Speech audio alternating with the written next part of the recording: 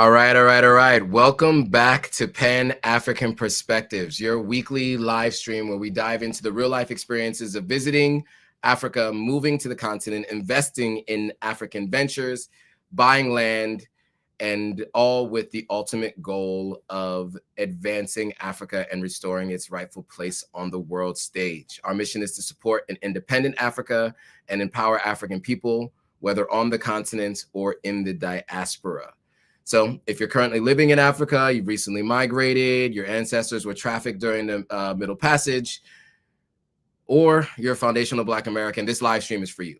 I'm Joe Hatagwa, your host and the founder of Authentic African. And each week I'll share my experiences living, traveling, and investing in Africa. And from time to time, like today, I'll be interviewing others who have made the move to the continent, offering their insights and their stories. Today's conversation is going to be a little bit different because today we are talking to Maya King about her move to the continent and her decision to leave the continent. Maya and I have spoken on many occasions on the live streams. I think we've done 2 or 3 live streams and we've done an interview. So you guys can go back and check those out. I'll put those links in the description on YouTube if you guys want to go back and check out the previous interviews that we've done. And we've also done a couple of tours of properties when we both were living in Ghana. So we are both in the States and we're going to talk about it. So without further ado, let me bring on Maya King. Hey, Maya. Hi, thanks for having me. Of course. Thanks for doing this. I know this is a long time coming. It's been a few weeks, a few fits and starts. So I appreciate you being patient and coming on the holiday, by the way. It is President's Day. So yes. I appreciate it. Thank you. No, it's my pleasure. I'm happy that the stars aligned. Absolutely. So Manelik's in the building. Mokenji is in the building. All right, cool.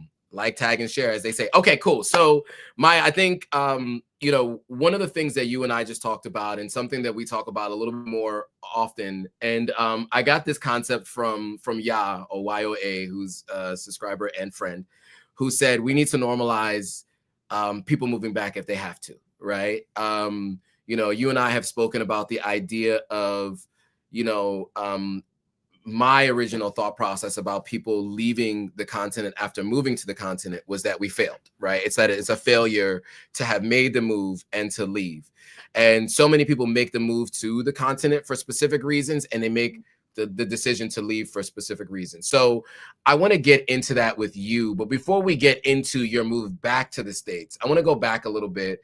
We don't need to go back to your full background because we've done that on more than one occasion. But I do want to talk to you about your initial decision to move to Ghana. What led you to move to Ghana in the first place, and when did you move to Ghana? Sure. So we spoke a little bit about this, but I, in 2020 or 2019 into 2020, I went through a very traumatic experience in the workplace. Mm-hmm. And, obviously right on the tail end of that, here comes a pandemic. Mm-hmm. And I was in Ghana 2019 for a friend's wedding, but it coincidentally happened to be during the whole year of the return. I visited Ghana before that, and, I had already been tuning into Ghanaian politics, and, in the back of my head, the idea of building a life in Ghana. So when the pandemic came up and everybody's lives, went upside down, sure. I took a leap of faith. I was talking to friends that I have and had that lived already in Ghana or were also transitioning to Ghana. And, I decided to come out for 3 months, just see what it was like to actually live there, not during the party time. So I came in October and ended up staying for 3.5 years. So let's talk about that. So now it's all coming back to you. I remember during our interview, our sit-down interview in that apartment, you mentioned that. So you came for 3 months, ended up being 3.5 years. So 3.5 years ended when? When did you leave the continent? April 2024. April 2024, literally the exact same month that I left. Really? I Yes, didn't you know that. came to Ghana the year that I came, and you left the exact same month that I left. We're also That's the same. crazy. Well, I won't say the other thing because I don't know age out there. So okay, so let's go back to that. So okay, so you were on the continent of Africa, specifically in Ghana. You had come for 3 months. You stayed for 3 years. Um, why did you continue to extend your stay after those 3 months? What was happening in your life that made you decide to continue to stay in Ghana after only expecting to be there for 3 months? Well, I think that the day in January that I was looking to book my ticket to come back to States, thinking that, okay, the gig is up, gotta go back, Yeah. that was the day of the Capitol riots. Mm. And, I'll never forget the image of that guy with the horns on and the face paint. And Yes, January 6th, 2021. yeah. And I was just like, hold on a second. Yeah, I already have PTSD. PTSD, yeah, in the back of my, loading. And I was like, do you know what? Let me think about this for a second. And I think that day, something happened with the Wi-Fi either went out or the power went out. So I never got around to booking my ticket. But Yeah. I got a call from a friend. Um, she's a doctor in Ghana, and she's like, hey, um, my friend is moving here. We just met a realtor that is looking to start his own company, and he is looking to hire someone to help him start Mm. his real estate company. And we thought of you. And I was like, okay, God. And so, I think that's around the time that you and I met too, not much after that. Yep. And I was like, okay, let me go meet this guy, hear what it was about. And um, I realized that as I started to talk to people about my background in real estate here in States, like there's a lot of interest and there seemed to be like a space for me. And so of course, you get to move to Ghana and you get to like help start businesses. Of course, like let me figure it out. And I had a lot of fun. The entrepreneurship journey is not for the weak. Mm-hmm. It is not easy. It is not consistent. It's Sure. tough, but it is thrilling. It's like being at a really fun theme park. And looking back, like from that day to the inroads I had made by the time that I did leave, I don't have any doubt in my mind that I was supposed to go to Ghana when I went to Ghana. Mm. Yeah, and so so as you said, we met sometime in 2021. I was reaching out to folks to interview for the platform, and I also wanted to look at apartments because I was not really happy with the apartment I was in. And I had reached out to someone, and they mentioned that I should talk to you. And then what I noticed is like throughout the rest of that year, you had like this tour of interviews on all these different platforms. It's Everybody I knew, I crazy. interviewed you. Everybody I knew was interviewing you. And It's I was like, crazy. man, Maya's on a world tour right now. And the apartments that you always had interesting apartments to go look at. Like, you guys can go back and watch some of those real estate videos, those Ghana real estate videos. Even though I never ended up moving into any of them for reasons that had nothing to do with the apartments themselves, but my own situation that was going on. They were always really interesting and well received by people who watch those videos. So I definitely recommend everybody who's watching this live stream, after the live stream's over, go back and check out some of those videos. All you have to do is search on my channel, Maya King Real Estate. There's some shorts, there's longer videos. It's all there. Okay, so you meet this gentleman who's starting a real estate firm, and obviously with your background, having been in real estate in the States, it felt like a natural transition for you. And so that 3 months ends up becoming 3 years. You start doing you go on the real estate and the entrepreneurship journey.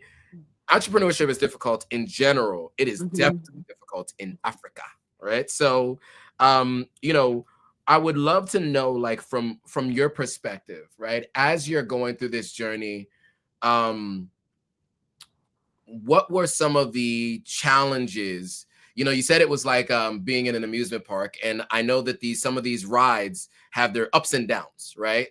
So what were some of the challenges that you saw, um, you know, starting in a new industry, in a new location, and being a part of a new business in general? Well, I would say that, real estate is a relationships business. So the challenge anywhere in joining a new real estate market is, your success is directly relative to the size of your network or community. Yeah. So, when I got there, I was blessed to, kind of join a group of very dynamic individuals and well-connected individuals. And so they directly contributed to my successes in landing clients and getting gigs and, making sales. Um, and that was really the momentum that kept me going for as long as I did stay. I would say by the end, though, there was the exact reason why you know things were dying out for me, because those relationships didn't last as long as I would have hoped, and Yeah. therefore the referrals that came out of those relationships also dried up as well. And that's actually the challenge in any industry that you choose to you know build, Yeah. join in, build. You have to have a network. You Mm, have to have community. And, I began to see, about a year before I left, it began to be very clear to me that my best market is Americans, African Americans, and foreigners. But and also the demographic I could be of the most service to would be African Americans or Caribbeans, people that are just following in the footsteps that I had, walked through, like the bushes that I had macheted to clear a path, those are the people I could help. And I realized to reach that market, I needed significant capital for marketing. And that was part of the reason why I decided I could return. I could build my network here and be more strategic to get in front of my intended market than being over there.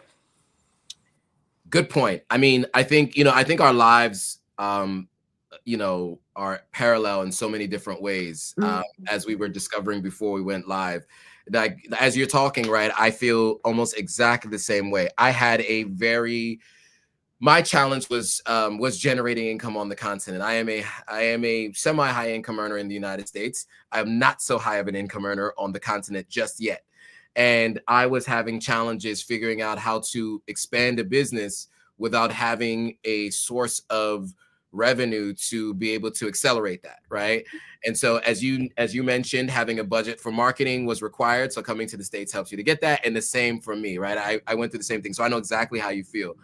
And also right around the same time we both left, I think we both came to those realizations. You talked earlier offline when you and I were talking, and you mentioned the idea of, um, you know, you know, uh, when the higher power or God or whoever's watching, whatever everybody thinks, um, you know, closes some doors, he opens other ones, and you maybe had to make a pivot.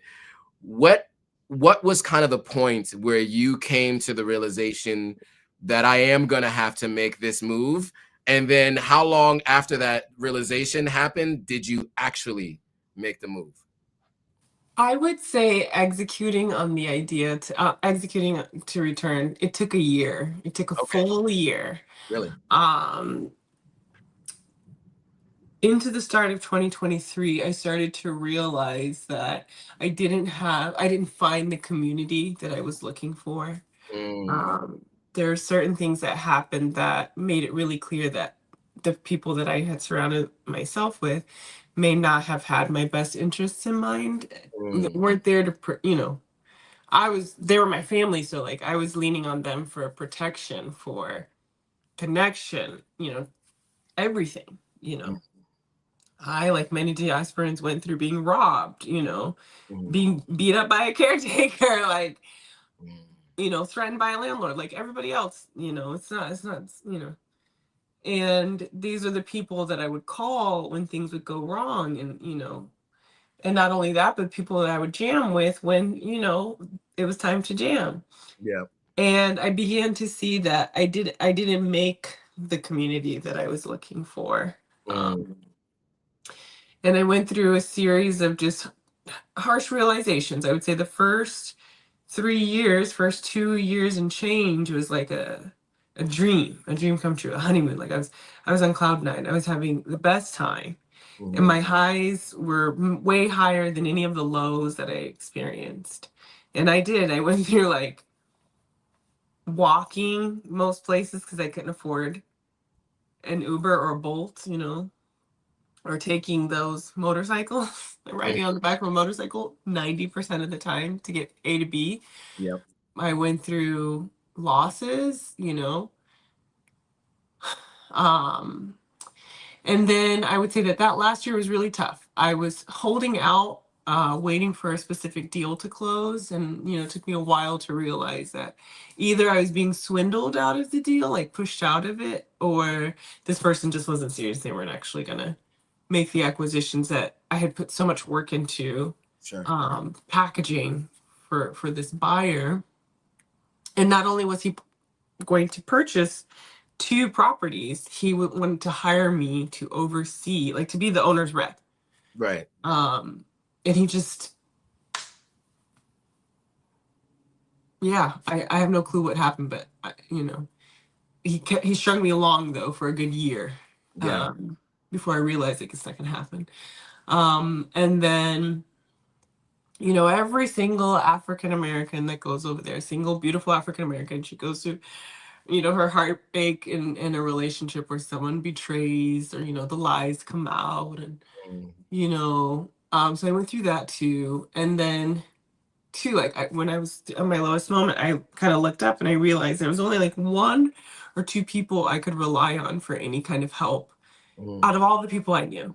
Right. And I pivoted in a way because I was like, okay, well, let me try to help in different areas to offset my needs, right? And I did. I poured myself, and I would say that I decided to leave when I had gotten all the way to being invited by the Minister of Foreign Affairs to put together a group of diasporans and Mm. lead conversations about the support that's needed and the help that's needed. And, being invited to the meetings, at the beginning of, the December season where the police meets with the vendors and different organizations to talk about how to prepare Ghana, what to do different this year. And I was at the front row of all those conversations, and I just watched how two African American women, very intelligent, very powerful, very influential in their own rights. Here we are, we have this chance to get in front of the president of the country Yep. and petition for support and infrastructure that would make our lives different and everyone else. And I watched how they fought and tore each other down, and we never got far. And I Mm. watched how everyone else participated in that. And, I watched how Ghanaians kind of cluck their teeth like, see, Americans, they don't know how to unify over there, how they're going to come over here and work together. And that just showed me, it's like, yeah, this is going to be an uphill battle. It's going to be a Mm. real uphill battle. And I don't know how much more I'm willing to lose before I cut my losses. And I realized that if I wanted to live out the goals that I have and the vision that I have, you know, for, the way I envision myself in Ghana, Mhm. not materialistically, but as part of a community, Mhm. politically, I have to come back with numbers, Mhm. both in my bank account or other people's bank accounts, or representing numbers, because I can get to the top. I've done it already Mhm. in the last person, and even this one, I'm pretty sure I could. There's people I could, if I said, hey, I have this, get me a meeting. I'm sure I could. Um, but it's got to be. I realized. So I decided to come back and Mhm. start building those connections. And it's happened. Like, I've been Yeah. introduced to Ben Crump Jr. I've been like, I'm doing it, and I can see a path forward. But, any good businessman, any entrepreneur, you have a series of successes and failures before you strike gold. Absolutely. And, if Oprah Winfrey had taken her first failure as Mhm. okay, let me get out of this, she wouldn't be Oprah Winfrey today.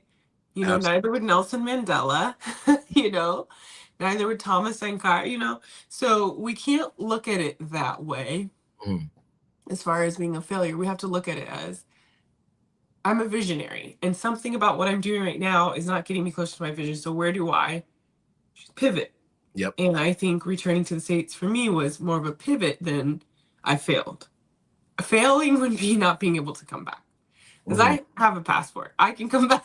You know, I have a family Right. that welcomed me with open arms and helped me Right. get me situated and contribute to my success today. So, Yep. you know, it took me realizing that, like, okay, I need numbers. I need help. This is a big undertaking and I can't do it alone. I don't just want to be, you know, some chairman's wife, right? I want to do something. I want to be someone. I want to have legacy for my family and for my future family. And I feel like the time is still right. Mhm. I have to get in the right place. This place wasn't abundant anymore. When I first got to Ghana, the dollar was $5, right? $4 or $5. 5 CDs. That's what I mean. Sorry.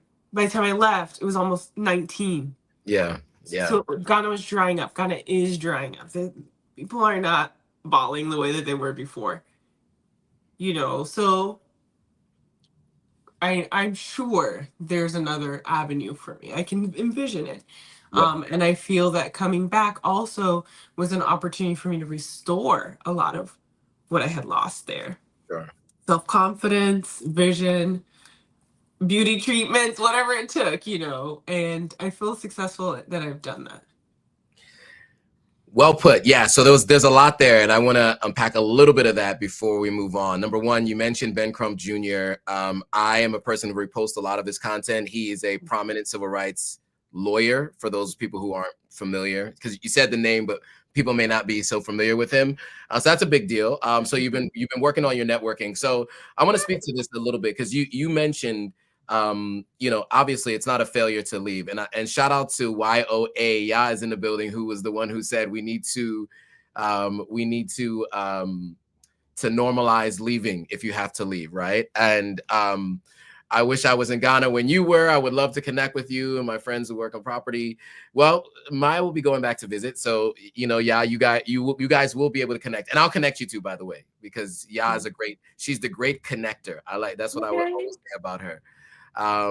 Shout out to Lenora and Quadro and everyone. And by the way, everyone who's watching, so we are interviewing Maya King, who had lived in Ghana for 3 years. She made the decision to move back to the States, and she made a pivot.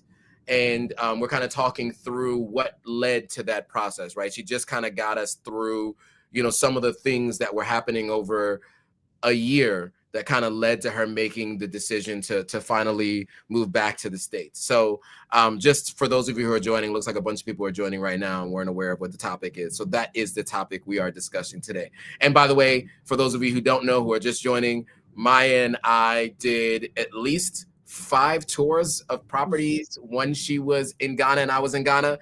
And we also did an interview, and we've gone live twice in the past. So if you want to hear more about her background and her story and see what we were up to while we were in Ghana, go back to the channel and just type in MAYAKING, and you'll find all the stuff that we did previously. So a couple things really quickly. So Aisha is saying it is really insightful to get these stories and these lessons so we can learn. Thanks for having her, Joe. Of course. Quadro says leaving is more than okay. Yes, absolutely. And yeah, so on that topic, so you you obviously learned a lot through the 3 years you were there in the role that you were in. And I had you on twice on the live stream.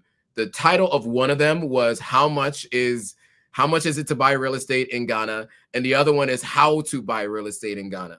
And I think both of those are really both of those are questions that people ask me all the time. And so you know, obviously you learned a lot. So I do want to talk a little bit about how you plan to utilize that knowledge moving forward, right? You're not physically on the continent now, but as you mentioned, the goal is to be able to service those folks that are of the diaspora that are moving back and forth.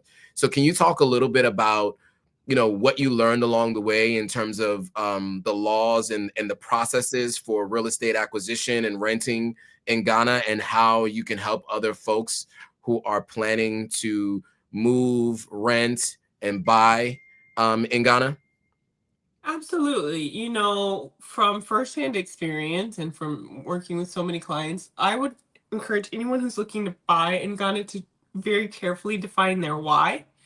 The real estate market in West Africa is not comparable to the real estate market in the West, United States, or Europe, because you buy something based off of your ability to possibly resell it in the future or capitalize off of the future. There's financing infrastructure that's available here that's not available there, and stuff like that. So also too, like, the way that properties are deeded and warranted here is a lot more sophisticated than currently exists in Ghana. It is something that is evolving. National Association of Realtors is,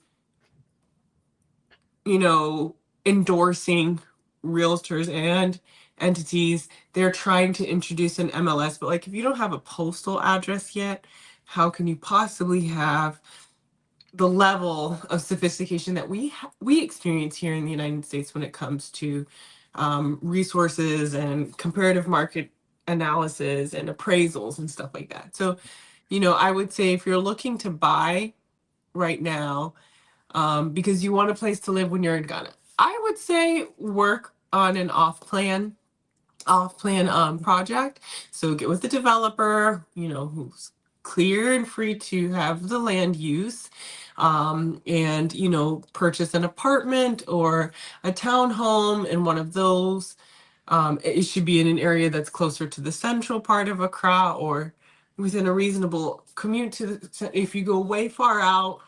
I think we all heard of, like, is it Pokwase, the land thing Yeah. over there where some American was, promoting on social media, some big giving away, and everybody lost, so stay closer to the, for now, Yeah. give it another 5-10 years before, I would say buying far away from the capital city is really going to be in any way lucrative. I would say that you should engage a real estate lawyer there Mm. and in your country of residence and get them to speak to each other and give you advice. So that's a bit more, added to the cost of purchasing a home, but it's going to save you millions if you lose, instead of getting a property yanked out from under you after building towards it. So Yeah. that's something. And educate yourself before you go. Live in Ghana for a bit as a tenant. Yes. Um, Yes. one of the things that I hope to do is I hope to offer real estate seminars and business seminars so people can come get knowledge on the real estate market, acquisitions, you know, determining the value, as far as resale goes of properties. I see a lot of developers. I toured so many properties, was asked by so many developers to market their properties as marketing luxury this, and it's like the worst quality building materials and Mm. finishing and flooring, but it's, $300,000 and I wouldn't have paid 80 grand for it, Right. Right. so get yourself a trusted real estate agent, and I would say your agent should reflect your lifestyle. If they Mm. never lived in the United States, that they're not going to be able to bridge the gap for you. And you're going to butt heads because there's going to be a bridge of experience or understanding. Yeah. Well, yeah, I think you mentioned a lot. I don't think you want to give too much away because you will be Yeah. offering consulting for folks who want to consult with you. So, we'll share Maya's email here shortly, and you guys will be able to email her, and then she'll be able to set up a consulting session with you if you want to talk real estate with her in more detail. If you have any specific questions that are specific to your needs. There are a couple people just joined. I want to shout them out. Lenora, who I have now met with in Ghana and Sierra Leone and Brooklyn. She's the one person I have now met in multiple places. You are finally moving to Ghana this fall. Lenora and I have been talking about this process since she got her Sierra Leonean citizenship a few years back. So excited to see that you're making the move. We're definitely going to have to catch up and see what you decide to do.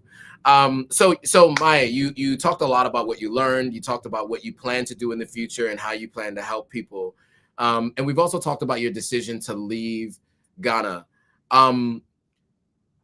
Last year in November or December, 526 people got citizenship in Ghana. I was not aware that this was happening. Apparently you can be a part of a couple of groups and you would have been made known. And I know I had a bit of a fear, a little bit of FOMO, I guess, or this idea that I felt like I missed out. Like, did I leave Ghana too soon to have been able to take advantage of this? Because I had long already been in the States. I already spent a year living in Sierra Leone after I left Ghana. But I'm always interested to hear, and I've spoken about this on the platform, but what was it like for you? Because I think you and I both left the continent in April of last year, and in 6 months or 7 months later, 526 people got citizenship, many of which hadn't lived in Ghana as long as you or I did.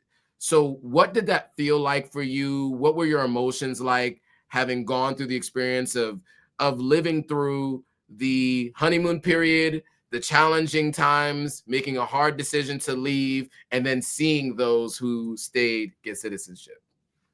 Some people had just visited Ghana for the first time. They were there on vacation. Right.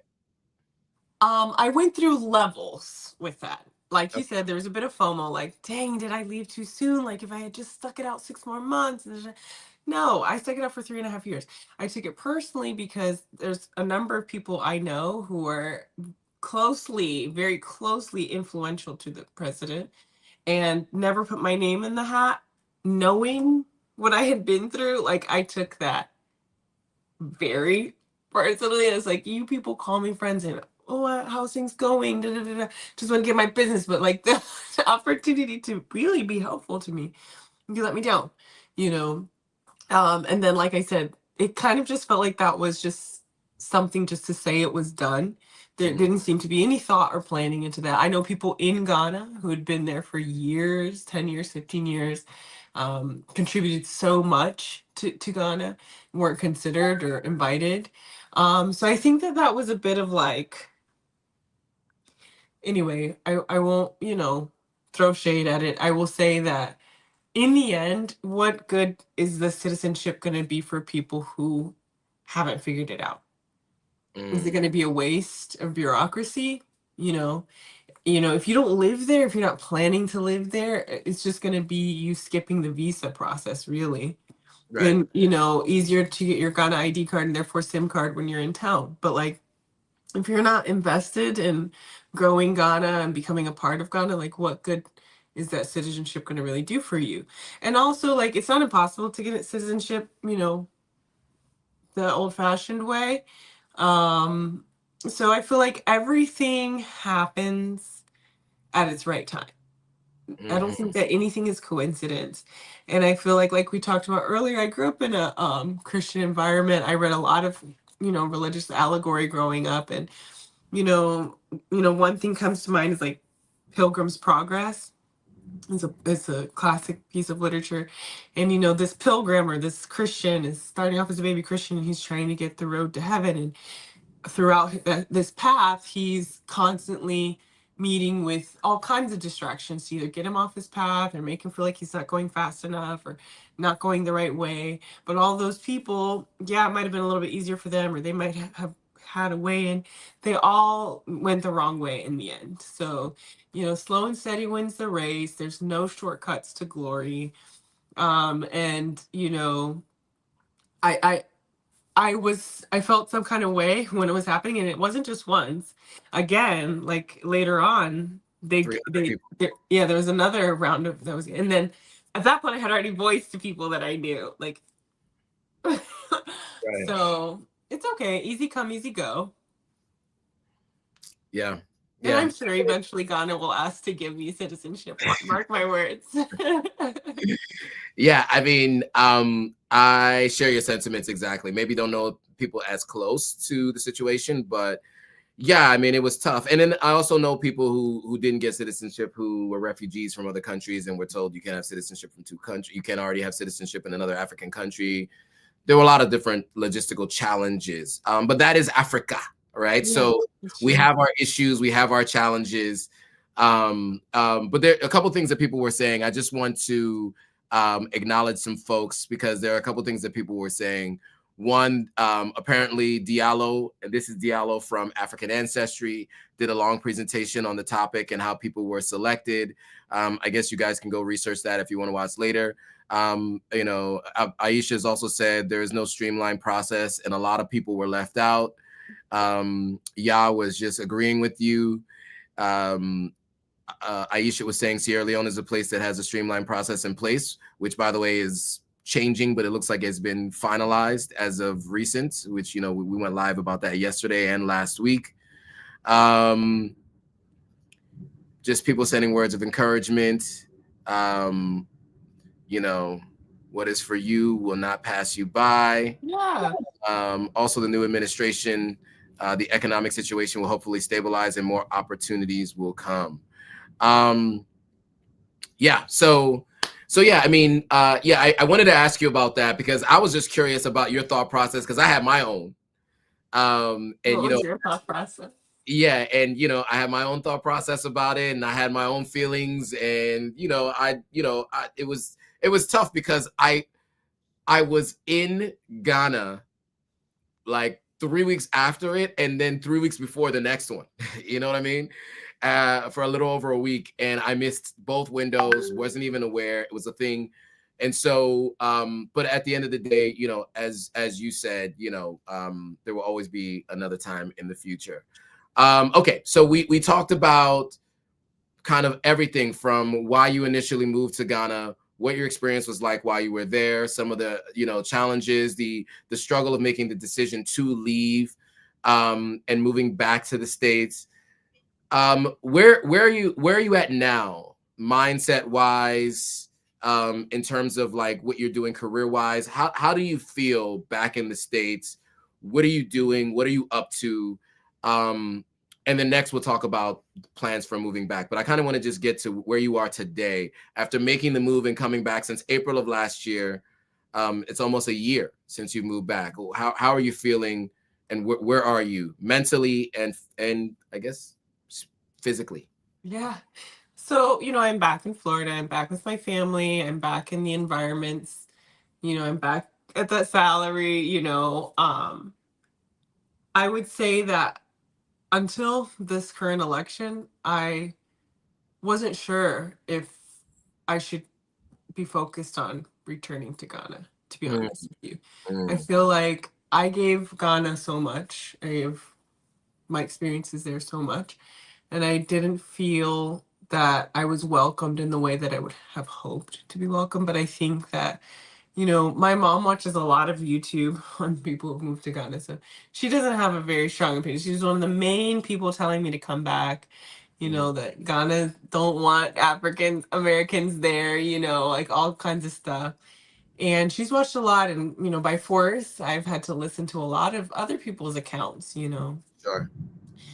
And it hurts because like I feel that pain too. I went through so many things that they went through too. I just didn't necessarily put it on social media. I tried to only celebrate my good moments on my social media, because everybody has bad moments there constantly. I know of a family who adopted a kid, and to help the kid, and the mother and the kid died tragically. Didn't Wow. have to happen. So Wow. like I know that everybody has their struggles there. So Mm, I would only try to share my wins. And I would say that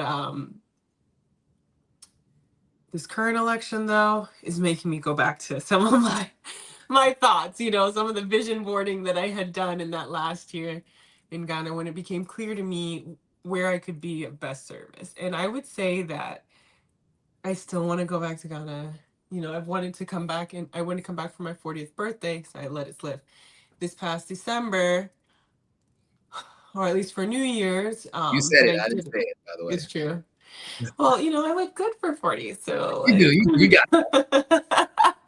got Anyway, I want to go back, but you know what? I want to go back as much closer to my highest self. I want to Mm, go back and I want to make things happen, mhm, not just for me, but for my family, for my future family, and for others who are embarking. I want to be what I didn't have while I was there. That mhm. had I had access to what I believe I could create, um, it would open up a world of opportunities, not only for Ghana, but for its children, right? So Absolutely. the continent's children. And I have a big game plan. I think I'm happy with it unfolding in divine timing. I'm Mm, not rushing it. I'm not racing it. Since I've come back, everywhere I go, I was preparing for a hurricane and I was talking to the guy from the electric company because, I manage luxury properties and I wanted to know what, the plans of the city were in the event of a hurricane. And somehow we ended up on the topic of how he is connected to a huge group of people underground who want to move to Africa mhm. and they want to talk to me about what they're doing. I go to the dentist just to get my teeth cleaned because, hey, it's time to get my teeth cleaned.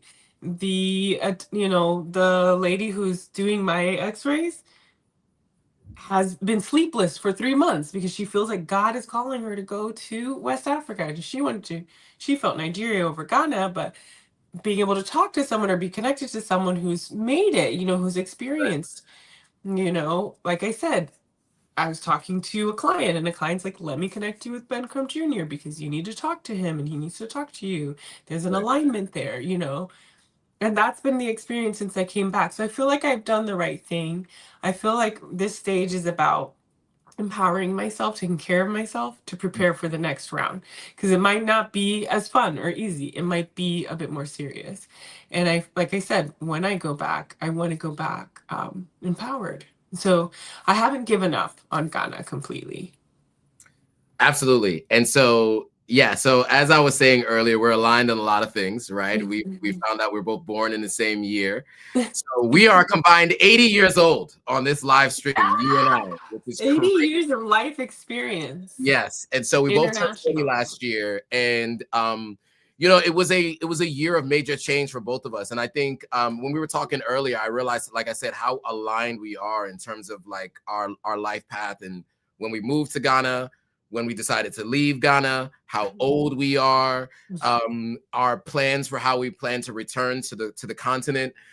And so I hear a lot of your story in my story. And that was a main reason why I wanted you to come on to tell your story. I mean, as I've said so many times, I'm not going to be a person who posts. I try not to curse because my mom watches the live stream sometimes. To I love. but like the idea of talking about the good, the bad, and the ugly, but so that people can have a full range of an understanding of what it's like to make the move, and then also to talk to folks who've made the move back and what where your mindset is, where you are. And I think it's important to talk to someone who plans to move back, right? Like you went there because you stayed for longer. We meant to be there for 3 months and stayed for 3 years. You didn't necessarily plan the move the way you can plan it now. However, you learned a lot through that process. In the same way that when I moved, I did it on a whim. It was a pandemic inspired move, didn't know what I was going to do. And I just stayed there. And of course, at some point, I realized that I also had to pivot and come back, raise the funds to be able to go back, as you said, as a higher version of myself. And so I appreciate your story. And I think so many people can probably learn from this experience. And that's really why I wanted you to tell your story and to help people understand what it could be like to move and to come back. So with that being said, um, what advice? I mean, you already gave some advice. You gave some advice. You told people to spend some time there first before they make any moves. But what advice? The last thing I'll ask you before we ask you about how people can reach you, what advice would you give to anyone planning to move to Ghana or West Africa, but specifically Ghana, since that's where you lived for a little over 3 years? Yeah, so do it. Mm, I think that it's time. I think it's biblical prophecy, to be honest with you. It's been 400 years. It's time for us to return with great possessions. But I would say, so I watch people and they have this like theme of like going and living off of $1 a day. Don't necessarily do that. If you don't have that kind of lifestyle here, don't look for that over there. Right. Good point. And it's a huge adjustment, it's a huge, and it takes a lot out of you. Everything from where you live, the neighbors, the people you interact with, Yep. everything, is in that value range. And the other thing I would say is like, definitely go, but realize that you need to find like-minded people. Mm. And realize, give yourself grace that that's a process Yep. that takes time, that takes trial, and that takes error.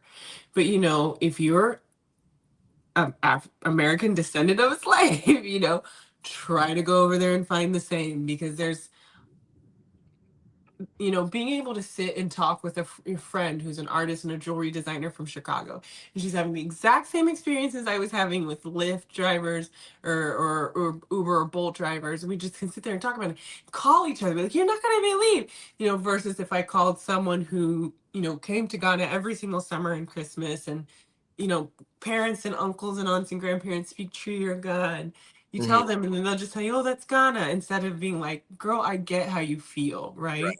Right. So it's a big, it's a cultural gap.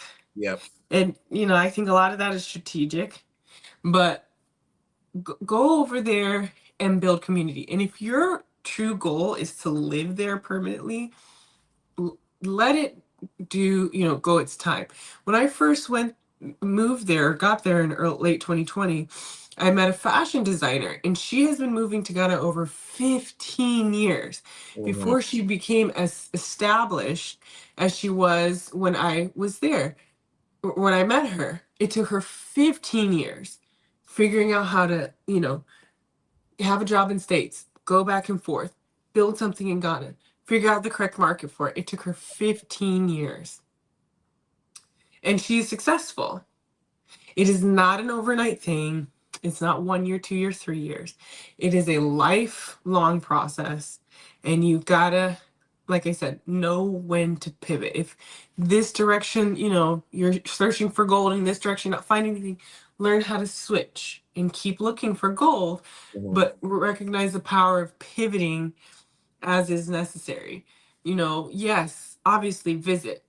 Yep. Visit outside of Detti December, Mm-hmm. go during the rainy season. Go when it's cold in Ghana. Can you believe it? Don't just hang out in Accra at Belle Afrique, or Ace or Twist, go outside of Accra. See and connect with the beautiful, diverse culture that is part of Ghana, and tell your stories. Mm. Because when you go there and you have an experience, looking back and sharing with someone from behind you, hey, this is what it was like when I came, and Yep. you prepare the next person to not have to deal with what you had to deal with and possibly be more successful. So I think it's time. I think the more people go and visit and start building, that's how we're gonna do it. How are people gonna be successful moving to Ghana? If we can learn to be unified here in that movement, and if we can go there and build places and habit spaces and broker businesses to service ourselves as much as Ghana, Mm. because no one else is thinking that way for us. You gotta go there and you have to observe what other demographics that have moved to Ghana, like the Lebanese, Korean, Italian, British, Nigerian, how do they go there? Lebanese don't go there and build businesses for Ghanaians, they build businesses for Lebanese. In people from India, the same. They all live together, they rent for each other, they have businesses where family members go back and forth, and they are established. Mm-hmm. That does not exist for African Americans. And Mm-hmm. that's where we can be influential. So keep that in mind. Like, you wouldn't be just going for yourself, you're going for the greater good. Mm. Well put.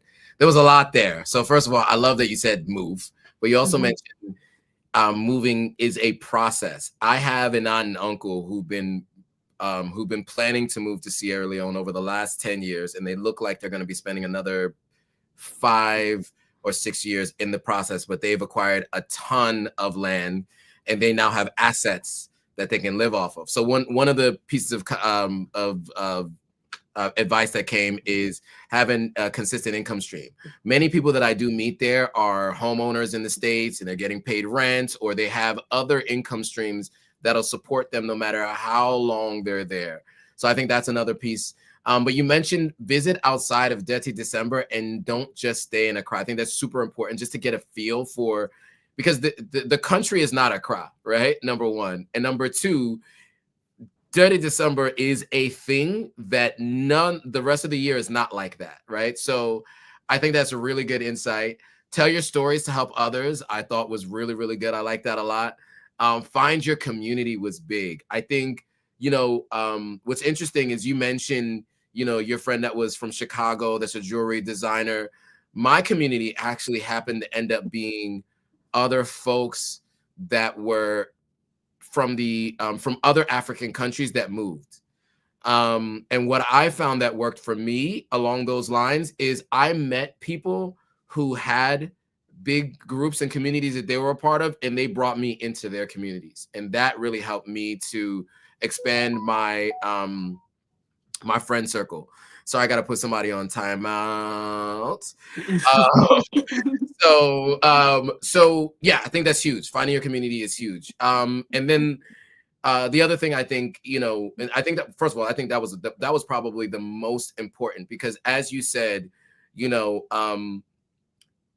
my experience and your experience may be similar, but I have been going to Sierra Leone, a country that is more challenged than Ghana, for 5 years prior to moving to Ghana, right? So for me, I saw everything as an upgrade, right? So if you and I are speaking, I may not feel you the way you want to be felt and heard when describing your circumstance and your situation.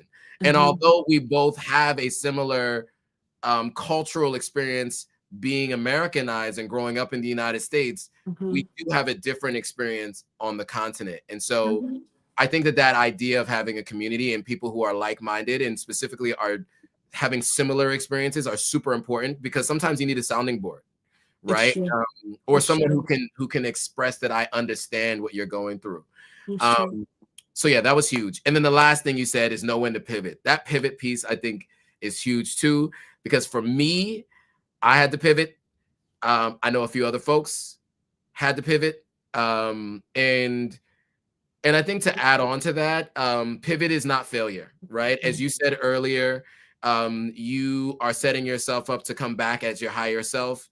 You are working on things from outside of the country, but you do still plan to go back. And that's also an important piece, is that you do plan to go back. So I've met other people who have gone to Ghana and left, and they're done and over it. They're never going back. And so it was encouraging to hear that you are planning to go back. And, obviously you know that you have work that you want to do in order to be able to go back there with the numbers, as you mentioned. Okay. So with all that being said, because we're now coming up on an hour. And by the way, a number of people have joined the live stream, and I want to, this has been a good one and a lot of great engagement. Where can people contact you and find you online if they want to ask any questions about the real estate process or moving to the continent, just to know what your experience has been like, so they can have a bit of an idea what it could potentially be like for them? Sure. So I don't know if there's a way to leave in the comment or the description. You can leave my email address if you like, but it's very simple. It's mayatamara@gmail.com, which means there's an A after every single consonant, Um, you can find me on Instagram. My Instagram handle is like MT King, and then you add 3 more G's at the end. And I'll get set up a little bit better. I think it's really taken, honestly, like this conversation with you, Joe, that we've been having for the past few weeks, for me to realize, like, it's not a failure to leave, and there's a way that I can still be of service here. You know, maybe the ideal outlook for me is to set up a life that's between here and Ghana until I retire, you know, versus just all in like I was thinking of before. Um, so, you know, I'll figure out my infrastructure, especially as I see how much interest there is in my services. But, you know, I think what I want to do is offer immediately like my consultation services, and I'd like to set up tours, cultural, spiritual, you know, business tours, educational tours, probably at the end of this year and into next year. Absolutely. And so I just put it in the comments. It will be in the description on the replay. So those of you who are watching, wherever you're watching, it will be on the YouTube replay. So just go to the YouTube replay. All of her contact will be there. So the IG, the email, all of that. So you guys can check it out. But also I put it in the description. So, you know, I think that, you know, that's a good place to end it. You said a lot. I think this was a really helpful discussion. We have quite a few folks that are on the live stream. Thank you guys so much for listening. Absolutely. Absolutely. And yeah, and I would say that too. Thank you guys for listening. Thanks for joining, for engaging. There was a lot of comments, a lot of conversation. But I think your story needed to be heard. And we will do more conversations like this. You know, I always want to make sure that it's we make it a point for people to learn from people's experiences, right? We're not just going to talk about why we had a potential negative experience or what didn't work out or if we had to make a pivot, but like how can people learn from that and ensure that, as you said, we are clearing the path for you all, so you all can feel, you know, a little bit more comfortable and have a softer landing, as they say, when the time is when it becomes time for you to make the decision. So with that, thank you guys for watching. If you haven't already, like, comment, subscribe, share this with at least 3 people you know planning to move, visit, buy land in Ghana. People need to hear this story, so make sure you share it with them. Lenora says thank you for telling your story. Kwame says thank you. King Joseph says thank you. And I would also say, make sure you guys do hit the like button, because we are low on likes, and this is a really great conversation. Maya gave us some gems there. And so I want to thank you guys again, and I want to thank you, Maya, for taking the time to do this. So yeah, once again, thank you all, and we will see you all on the next video. Bye, guys. Thank you, Joe. God bless everything you do. Thank you. Bye.